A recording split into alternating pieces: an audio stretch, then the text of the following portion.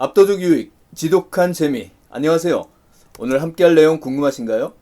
네, 네이버 블로그의 세계로 여러분을 흠뻑 빠뜨리려고 합니다. 수용해도 못 빠져나올 수 있음을 미리 경고드립니다. 전체 네 구빗길로 구성된 이번 과정. 오늘은 세 번째 구빗길, SNS 마케팅이죠. 네, 네이버 블로그를 오늘 진행합니다. 자, 그럼 저와 함께 블로그의 세계로 천천히 올라가 봅니다. 오늘도 재미있는 코너로 시작합니다. 강의 그냥 듣기보단 문제인식을 갖고 학습하자는 그런 효과죠. 지금 4개 방 속에는 저와 함께 저를 사칭하는 3분의 교수님이 계십니다. 네, 이전에 2분이 탈락하셔서 이제 4분만 경합하는 형국이네요. 이제 네이버 블로그 마케팅과 관련된 원포인트 강의를 들으실 겁니다. 이 중에 가장 정답에 가까운 얘기해 주시는 분이 여러분의 베프 전 의원입니다. 자, 시작하겠습니다. 1번. 저품질 블로그란 검색에 걸리지 않거나 검색 결과가 상위 1, 2페이지 넘어가야 나오는 블로그를 말한다. 2번. 블로거들에게 가장 중요한 개념은 구매 후기이다. 3번. 블로그의 상위 노출에 걸리려면 블로그 내지 블로그 로직보다는 이용층의 인식이 더 중요하다. 마지막 4번. 블로그 마케팅은 채널 특성상 브랜딩보다는 퍼포먼스 목표가 더 맞다. 네, 오늘은 조금 더 쉽지 않을까 하는 생각인데요. 자, 문제를 잘 기억하고 계시면서 이어지는 본 강의 다 들어보신 후에 가장 정답에 가까운 강의해 주신 진짜 배포의 번호를 출첵용으로 제출하시길 바랍니다. 다른 SNS가 해당 고객을 찾아가는 형태의 타겟팅이라면 네이버 블로그는 자발적으로 검색해서 들어오는 고객을 타겟팅하는 마케팅 형태를 띠고 있죠. 저는 네이버 블로그와 인스타그램이 서로 대칭되는 또 유사한 느낌이 있다고 생각되는데요. 먼저 국내 압도적인 사용자를 보유하고 있는 검색엔진 네이버와 연동되어서 충분한 양의 글로써 마케팅하는 네이버 블로그, 그리고 역시 압도적인 SNS 사용자를 보유하고 있는 페북과 연동되어서 그 간소화된 이미지로 마케팅하는 인스타그램, 그 성장세와 더불어 서로 좀 유사한 특징이 있다고 볼 수 있죠. 지금 블로거가 블로그를 작성해서 이용자에게 노출되는 과정을 보고 계시죠. 블로거 인구가 생각보다 많네요. 15세에서 64세 경제활동 인구의 총 60%가 블로거라니 대단하죠.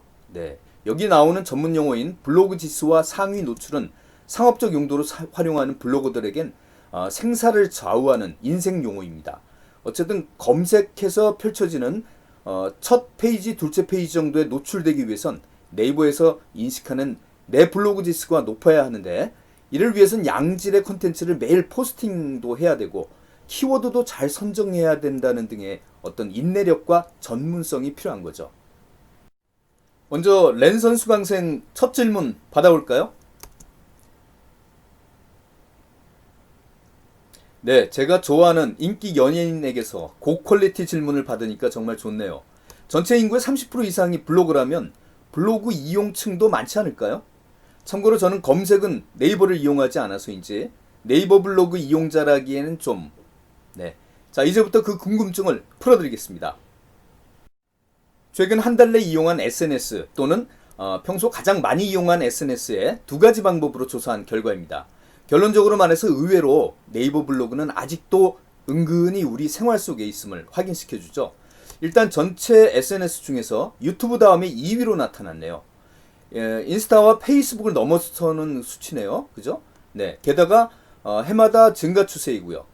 아마 검색 엔진으로서의 우리가 주로 이용하는 네이버의 위력을 보여주는 듯 하네요. 그리고 남성보다는 여성이 연령대별로는 40, 50대가 도드라지는 수치를 보이고 있죠.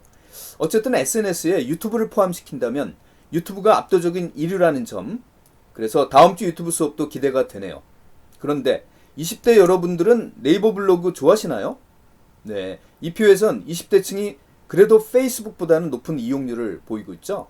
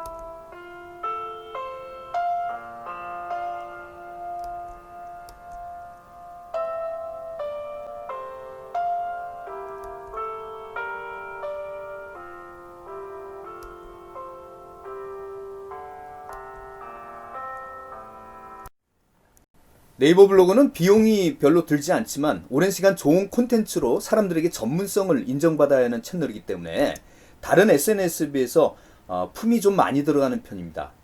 여기서 저품질이란 검색에 걸리지 않거나 검색 결과가 서너 페이지 넘어가야지 나오는 노출되는 그런 블로그를 말합니다. 한마디로 네이버가 별로 반가워하지 않는 네이버에 찍힌 그런 블로그라고 볼 수가 있죠.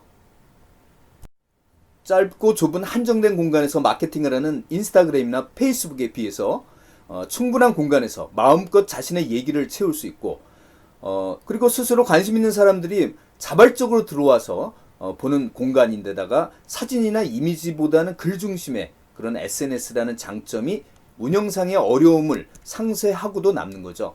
특히 젊은 층보다는 40, 50대 층에서 더욱 많은 이용을 하고 있는 이유도 바로 그런 겁니다.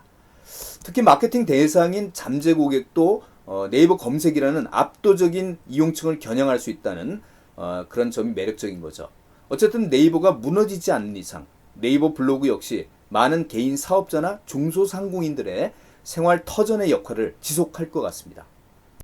네이버 블로그의 마케팅 채널로서의 잠재력과 강점 때문에 경쟁이 치열하다는 단점 역시 상존하고 있죠. 네, 게다가 치열한 노출 경쟁에 네이버라는 플랫폼 심사까지도 받아야 하고요. 네이버 심사 로봇에 한번 저품질 블로그로 낙인 찍히면 검색에도 걸리지 않거나 10페이지를 훌쩍 넘어야 노출된다고 하죠. 네, 한번 낙인 찍히면 다시 상위 노출에 걸리는데도 많은 시간이 소요된다고 합니다. 자, 그럼 마케팅 효과는 있을까요? 네, 다른 SNS에 비해서 어떨까요? 다른 채널의 유료 광고가 단기적인 어떤 퍼포먼스 마케팅을 지향한다면 블로그는 좀 더 긴 호흡으로 진행하는 브랜딩으로 비교하면 어떨까 싶네요. 마케팅은 기업이 고객에게 다가가는 것이라면 브랜딩은 고객이 기업에게 다가오게 만드는 것이라고 말씀드린 바 있습니다. 블로그가 제대로 마케팅 채널로서 정착되면 유료 광고도 일부 대체할 수 있고 자체적인 수익원의 역할도 하게 됩니다. 자, 일단 블로그 작성하면 이런 의문 가질 수 있을 법한데요. 네.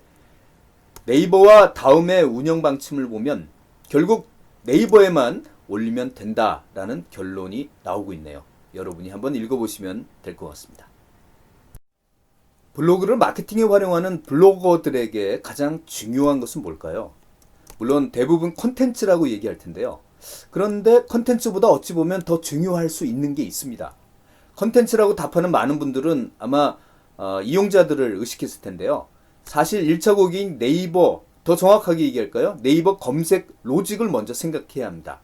사람들이 좋아하는 글보다는 블로그가 좋아할 법한 글이 우선시 돼야 사람들에게 노출해 준다는 얘기죠. 또 여기에 상위 노출에 영향을 주는 것도 하나 더 있습니다. 결국 검색에 걸릴 만한 키워드를 잘 찾는 것도 매우 중요한 법이죠. 네이버 블로그 오래 하신 분들은 아시겠지만 블로거들에게 가장 중요한 개념은 뭘까요? 예, 누가 뭐래도 상위 노출입니다. 중요한 게시글에 상위 노출 포스팅 하나에 매장 매출이 왔다 갔다 하기까지 하잖아요.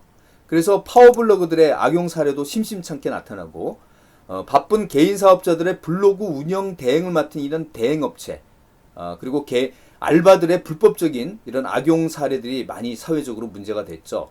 그래서 이에 대응한 네이버 블로그 측도 검색 로직을 계속 병천해 오면서 대응하고 있는 거죠.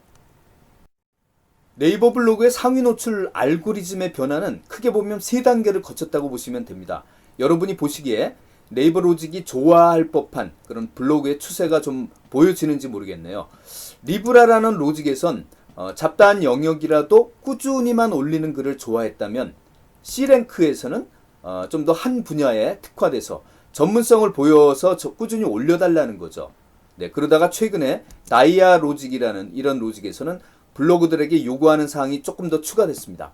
특정 분야에서도 남들 얘기가 아닌 본인 체험을 좀 더 써달라는 얘기죠. 이를테면 이런 글 말이에요. 네, 자기 생각과 체험이 많이 배어있죠. 그리고 고객 니즈가 담긴 이런 키워드에 대해 얼마나 충족시키는 글인지를 자기가 깊이 살펴보겠다는 거예요. 로봇을 통해서 말이죠.